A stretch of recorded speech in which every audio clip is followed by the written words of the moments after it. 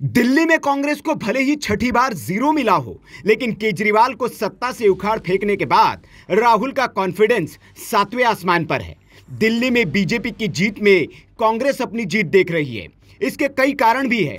केजरीवाल को हरवाकर कांग्रेस ने एक तीर से कई निशाने साधे हैं। राहुल के बरक्स खड़े हो रहे एक बड़े नेता को न सिर्फ खत्म कर दिया है, बल्कि इंडिया अलायंस को भी एक संदेश दे दिया है कि कांग्रेस के बिना आपकी जीत मुश्किल है। यह दिगर बात है कि कांग्रेस के अलग लड़ने से बीजेपी को कितना फायदा हुआ है या आपको कितना नुकसान, लेकिन कांग्रेस तो यही मान रही है कि उसने केजरीवाल को सत्ता से दूर किया है और केजरीवाल के अहंकार को चूर चूर कर दिया है।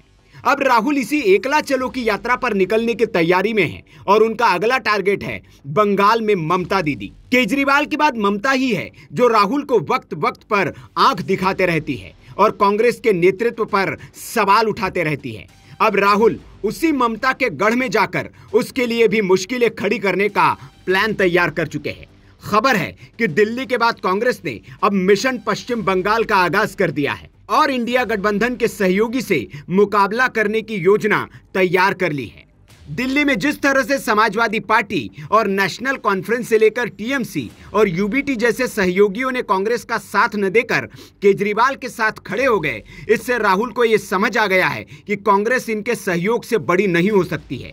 इनके खिलाफ खड़े होकर इनकी जमीन हथियाकर ही बड़ी हो सकती है, क्योंकि ये दल कांग्रेस की जमीन हथियाकर बड़े हुए हैं और इनके साथ रहकर कांग्रेस बीजेपी से मुकाबला करने लायक दल तो नहीं बन सकता। इसलिए राहुल अब राज्यों में अपने सहयोगियों से लड़ने का मूड बना चुके हैं। राहुल का अगला टारगेट बंगाल में तृणमूल कांग्रेस है, जिसने कांग्रेस को लगातार नजरअंदाज किया है। टीएमसी राहुल का नेतृत्व मानने के लिए तैयार नहीं है और ममता को वे इंडिया ब्लॉक का चेहरा बनाना चाहते हैं।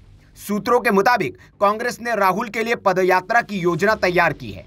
राहुल इसके जरिए बंगाल में न सिर्फ कांग्रेस को मजबूत करेंगे, बल्कि ममता के सामने एक मजबूत विकल्प बनकर खड़े होंगे। राहुल और कांग्रेस जानते हैं कि बंगाल में वे सत्ता तो हासिल नहीं कर सकते, लेकिन ममता को सत्ता से बाहर करने में बीजेपी की मदद जरूर कर सकते हैं। इसलिए राहुल केजरीवाल के बाद अब ममता को सबक सिखाने के मूड में हैं।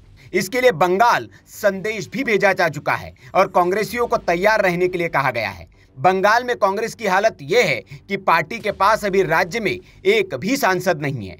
अधीर रंजन चौधरी, जो ममता के खिलाफ अकेले योद्धा थे, अपना आखिरी चुनाव हार चुके हैं। अब खबर है कि राहुल संसद सत्र के बाद बंगाल का दौरा करने की योजना बना रहे हैं और पार्टी कार्यकर्ताओं के साथ कुछ दिन वही बिताने की संभावना है, ताकि उन्हें आश्वस्त किया जा सके कि ममता के खिलाफ लड़ाई जारी है। यह महसूस किया गया है कि अगर कांग्रेस राज्य दर राज्य हारती रही तो उनकी राष्ट्रीय स्थिति प्रभावित हो सकती है और इसके साथ ही वो बीजेपी का विकल्प नहीं रह जाएगी। और अगर उसे बीजेपी का विकल्प बनना है तो अकेले ही मैदान में लड़कर जमीन बनानी होगी। दूसरों के कंधों पर सवार होकर वो अपनी जमीन हासिल नहीं कर पाएगी।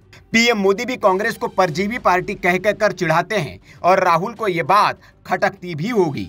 सहयोगियों के सहारे कांग्रेस मजबूत होने के बजाय कमजोर ही हो रही है।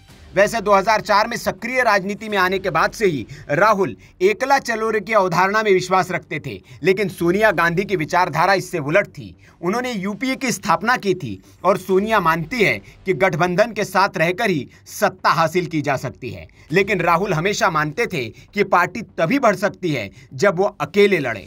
अपने सर्कल में उन्होंने अक्सर पार्टी सहयोगियों से कहा था कि अकेले खड़ा होना लंबे समय में मदद करेगा। भले ही पार्टी चुनाव हार जाए, लेकिन कई असफलताओं के बाद अब शायद राहुल मन बना चुके हैं कि उनके अकेले लड़ने में ही पार्टी का हित है। इस लड़ाई में जीत उन्हें शायद देरी से मिले, लेकिन पार्टी बड़ी और खड़ी जरूर हो जाएगी। Bureau report, VK news. VK news, राष्ट्र के नाम।